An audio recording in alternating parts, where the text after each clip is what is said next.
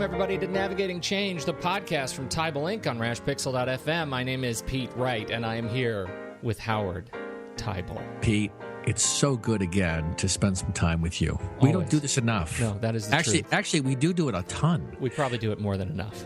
Yeah, we do. Maybe that's the truth. I don't. Actually, we possibly this is fun. do it too much. I'm finished. Yeah. But this is an exciting. I am very excited about this podcast. Are you really?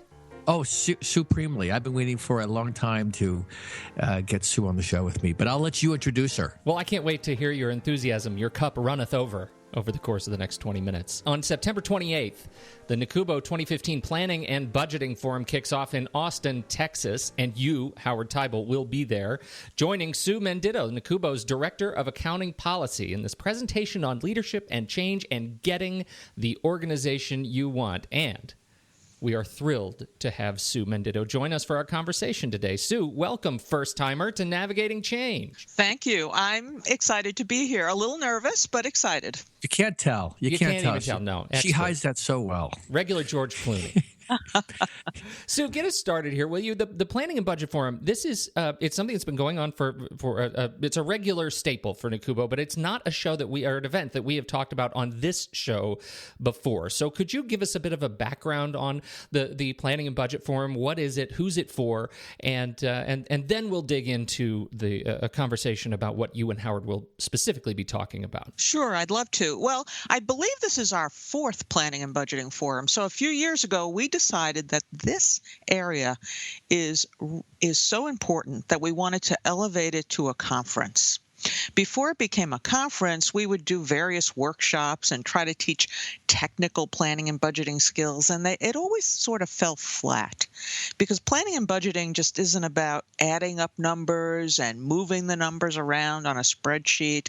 Planning and budgeting really is kind of at the core of your organization.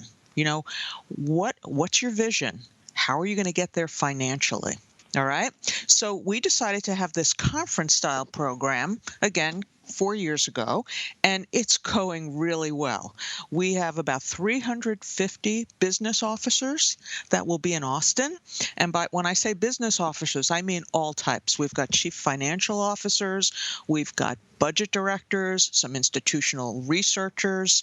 Occasionally we get a provost or two. I don't know if we have any this time. We have academic department heads and a group of colleagues for the two-day event that are there to exchange ideas, learn new things, experience some case studies from their colleagues, and try to put it all together when they get back home. That really helps illuminate some things for me, because reading the title of the conference, it reads like a technician's conference. But what I'm hearing you say, and particularly given the sort of stew of different titles that show up for this event, this is much broader in sort of scope and ambition than just, as you say, moving numbers around on a spreadsheet.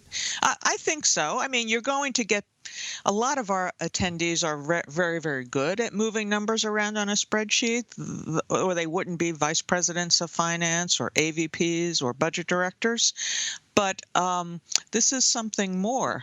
This community gets to learn from each other and talk about their bright spots, their successes, and as well as some of their challenges. Okay, so this is a great segue into this conversation about what you guys are going to be talking about at the event. So I'll turn to Howard to get us started on that. Your home turf is change and transformation. Howard, how did this end up on your docket? Well, just because every time I see Sue, I just sit down with her every chance I get, and we start talking again. And she's like, "You know what? Maybe we have you back for this." Because I think, Sue, I've done one of these before, correct? Last year, I did the tax forum one year, and you did managerial analysis where you talked about effective communication. Yeah.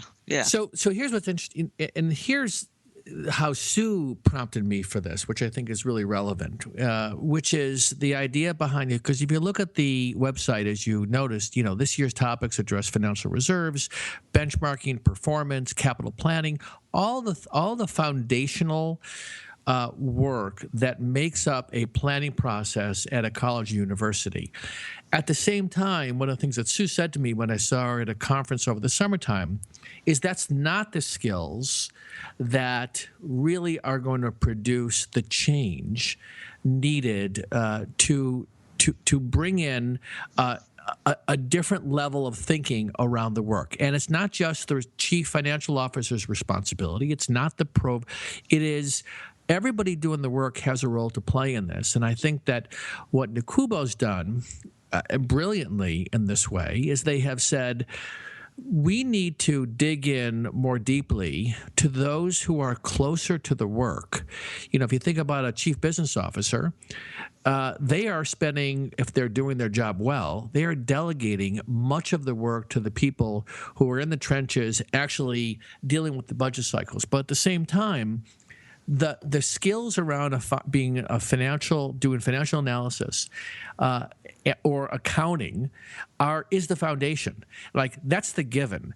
The work of higher ed, and you and I have talked about this many times, Pete, is in this transformation that higher ed's going through. What's needed from all levels in the organization is to be able to look at what you're trying to get done and focus on, how do I motivate others? How do I bring innovation to the experience? So that's what we're going to focus on in this topic that we're calling Getting the Organization You Want. So is that a fair characterization of what interests you about the topic that you and I talked about? Yes, I think it's a really fair characterization. As you said, the technical skills are given. You know, of course, you need people who are really good with numbers and modeling and moving things around. But you can do all of that sitting at your desk. You can have a team of people doing that sitting at their desks. But what does it matter? It's like the tree falling in the forest. Did anyone hear it? Right. You have to get out there and sell the spreadsheet you've put together and get people interested in what the numbers mean, how it will impact their lives going forward, why they should buy into a given plan or a given strategy or a given set of tactics so that the organization can move forward in that within the construct of that numeric map. And you know what's fascinating about that, Pete, is if you think about most people's jobs, I don't think we teach people going into their careers at most levels that their job is to lead that kind of, it's not about the spreadsheet. It's about being able to sell the spreadsheet. It's not about the numbers. It's how do you translate that for others? How do you translate the academic structure, the programs that you're offering to faculty? And so much of this is about recognizing you have a bigger role to play at any level in an organization to be a communicator and to be a change agent. And the power of this, from my perspective, is when you have this conversation with people, this is what makes people's jobs interesting and exciting. And what people mostly need is permission to engage in that kind of conversation. Oh, talk more about this idea of permission, Howard, because of course, you know, my perennial favorite, speaking truth to power. This really, I think this topic really drives home the evolving role of the CBO, right? Just like we don't teach enough high school graduates how to do their taxes, right, or how to balance their checkbooks anymore. I feel like we have this cadre of CBOs that are becoming more and more aware, because of the increased pressures of the job, the increased breadth of responsibility, that they have to take an increased interest in selling their importance of their initiatives, in selling the importance of, you know, plant and bookstore operations, and, you know, the list goes on and on. But so much of that, isn't that about them taking ownership, taking this sort of new kind of interest in ownership and taking permission to do the job they need to do? All right, so let's take this one step further. you talk about CBOs as the chief business officer. I would speculate that of the 350 people there will be CBOs, but for the most part, the planning and budget forum is really about getting the cadre of individuals who report into the division of finance or the chief business officer, and they are the ones that need to give themselves permission to say, I'm not going to wait for somebody else to tell me that my job is to help move this initiative forward, that I'm going to play a role in this. Now, the interesting thing about a chief business officer, and Sue and I, you and I both know this, is that when you combine influence with authority, when you combine influence with being the boss, you have a lever that you can pull when you need to.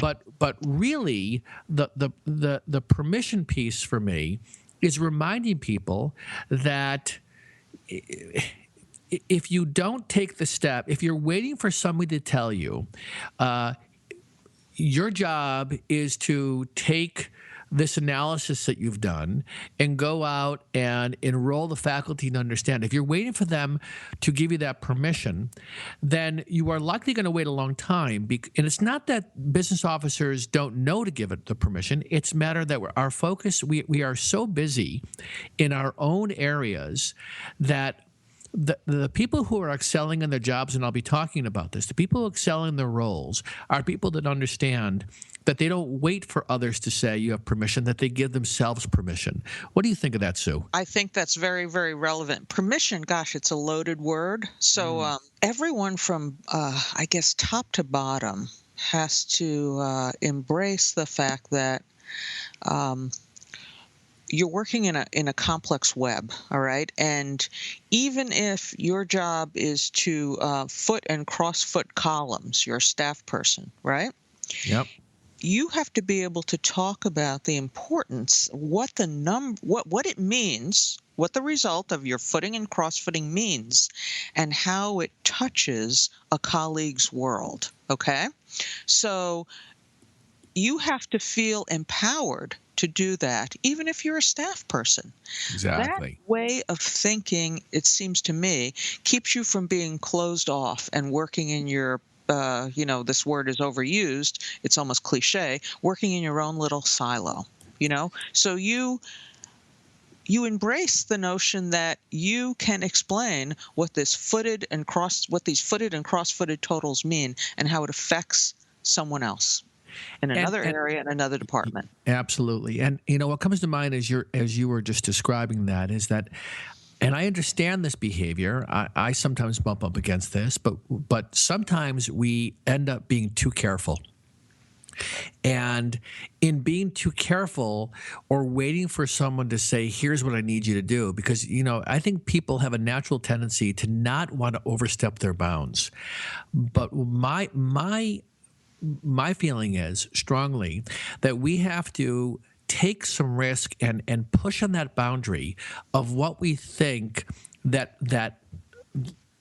role is, and sometimes risk stepping into something where somebody might say to us, why didn't you wait for me to tell you to do this? That's an art. You need to learn how to go to your boss and say, you know what, here's what I want to do.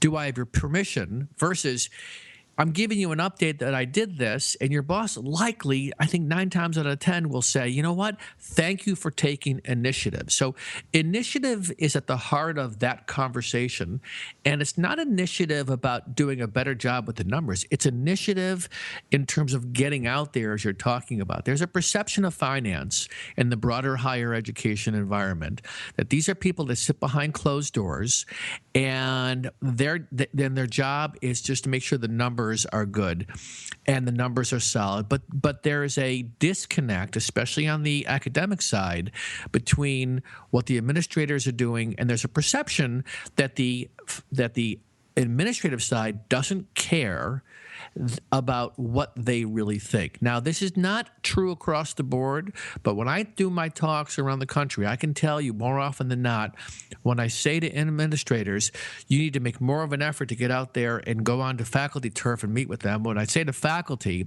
you've got to show some interest in what it means to run this university, and your finance people are the best people to reach out to.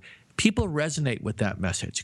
And I think that part of the message here is we need to find a way to break down those silos by having the focus be, like you just said, getting out there versus just getting our numbers done and then emailing them to the appropriate people. And I think there's various ways you get out there. And as a leader, you help your staff get out there. I once worked with this leader that had a rule. He was a chief business officer. And the rule was among all his staff, take someone to lunch, go to lunch with someone outside of this department once a month, and try to learn the world of others on this campus. And that's really, really powerful. I mean, how else do staff grow and understand, how their role might fit into the bigger picture? And so then if you're a chief business officer, you're always challenged to think creatively about how to grow your staff, how to grow your organization, how to get the organization you want in many, many ways. It's so multidimensional. So many stories I've heard of late talking about, business officers and how they landed in their roles. So many of them come back with some variant of the story that it was accidental. They love their jobs, they love what they do, but they had no idea when they first started working, even in higher ed, that they would ever become a business officer. What I like about what you both are talking about here is that there is a degree of intentionality to it. When you go out and you learn about the other areas of the institution, when you learn how to build this partnership, there is a degree of intentionality that you want to grow not only your own experience, but a partnership between for your staff, give your staff the experience to see what is the next step possibly for you. Where do you want to best contribute? How does this idea of sort of intentional cross-training apply to getting the organization you want? What I think you're picking up on is this idea that we have to, like you just said, as Sue talked about, getting out and taking people to lunch and sitting down with them. And rather than that being cross-training, because I think of training as educating people how to do it versus that's cross-training, it's really about educating people by, as Sue said, taking the time to understand what they're concerned about, and then you meet them on their turf. So a faculty member comes to you, let's say that the director of budget sits down and says, and meets with a couple of faculty members, or maybe a dean, and says, listen, here's the kinds of, we can provide you any kind of reports. Tell me what are some of the things on a monthly basis you'd like to know that you're not getting. And then they tell you, and then next thing you know, with a little bit of tweaking, you can actually create something that's meaningful versus what typically happens is behind closed doors, we decide as administrators, here's what we think they need, and we don't go out of our way to really test this by asking the question. When you make those small gestures, it goes such a long way to building trust. So I think that Sue's example of saying, right, I'm going to start by once a month. I mean, let's say, keep it really simple. Once a month, I'm going to take somebody out to lunch who I do not see on a regular basis or I never see, and I'm going to make an effort to get outside of my own area and learn about the larger organization. If more people did that, Pete, we would find the culture shifting from, I think, this mindset of, actually, it would be moving towards, I think, what I'm looking for more and more when I'm working with organizations is a sense of hope, a sense of, we can do this. Because when you dig in there, and I'm not talking about the institutions that are in great shape, but there's a lot of morale issues out there, and often we don't want to talk about it.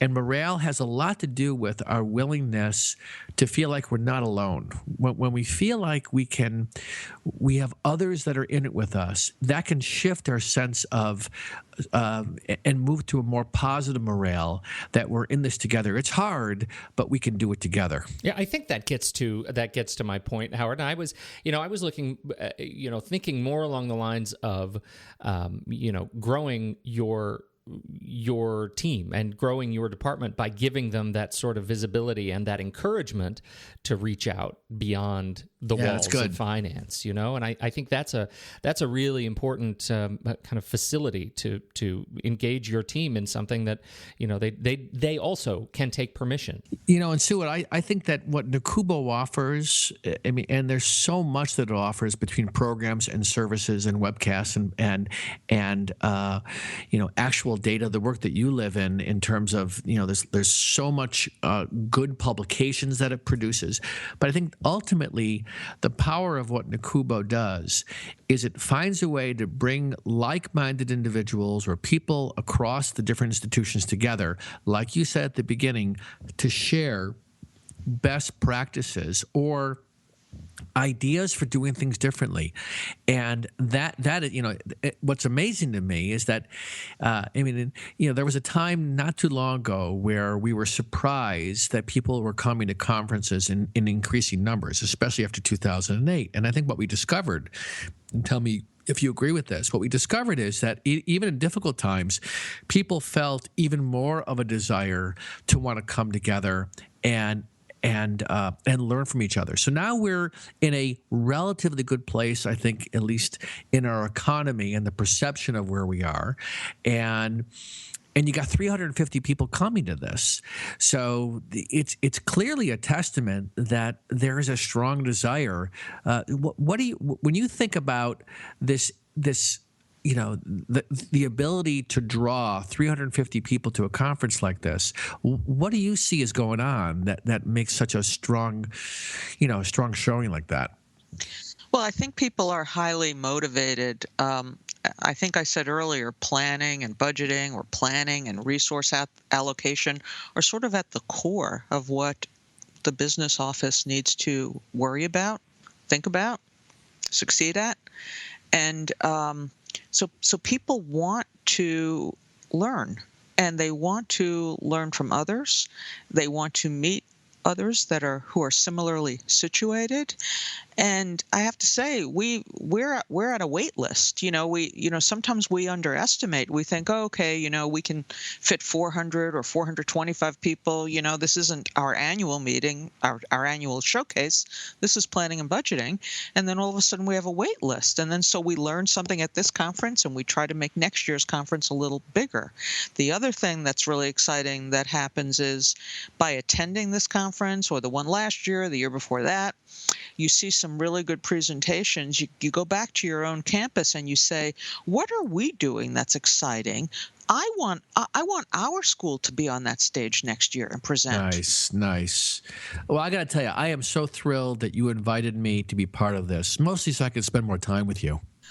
Again, I think you say that to everyone you work with, but that's Stop it. I don't say that to everybody.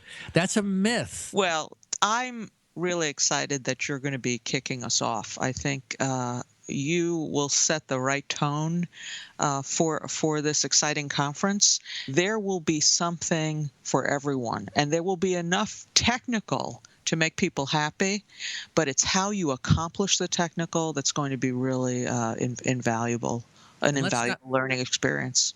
And let's not forget, Sue, that it's also in a really cool part of Texas. Austin is nice, yeah. Austin is cool. It's the one place I got my first real cowboy boots from Austin. I'm doing a project out there, and I love being out. When's the last time you were in Austin, Sue? About a year and a half ago. I love the restaurants in Austin. Oh, they're awesome. Pete, as an East Coaster, you don't get that too much. Oh, I have been there, and Austin is Texas Portland. That's right. How we refer to it, right? Texas Portland, no question. Austinlandia really is more appropriate. Howard, you actually held a live armadillo in Austin, if I'm not mistaken, right? Oh, where the heck was this? No, I think it was San Antonio. Oh, it must have been San Antonio. Well, I was hoping for. I bet your friend down there is probably waiting for another snuggle. Yeah, that experience. Sue, it was part of an opening event at one of the regional conferences, and we had armadillo races, and we got to hold armadillos, and that was the first and last time that's going to happen for me. You know what I love so much about that? When you say we had armadillo races, I can't help but picture you actually racing against an armadillo. And I wonder... You had to encourage the armadillo like a frog to go against another armadillo. And I'm telling you, I have not seen an armadillo in New England ever. And they don't... They're quite the creature if you ever held one. Little dinosaurs. Little dinosaurs. That's what they are. Sue Menditto, thank you so much for joining us for this, whatever this is that we're wrapping up here with our talk of armadillo. We just appreciate your patience with us. My pleasure. It was a lot of fun. Thank you for having me. Well, you're a great sport, and we hope you will come back and talk to us when we don't even have a conference to talk about. We would love to have your wisdom back on the show. So thank you again, Sue Menditto, for joining us on the show. Howard, as always, thank you for your time and participation, wisdom. Yeah, and just for anybody that's listening to this that's going, I look forward to meeting you. And secondly, but you just said, Sue, there's a waiting list. Is that right? Yes, but there's always next year. Always next year. Should open up registration now. Just start stacking them years out. Or do 2 a year. No, I didn't say that. I didn't say that, Sue.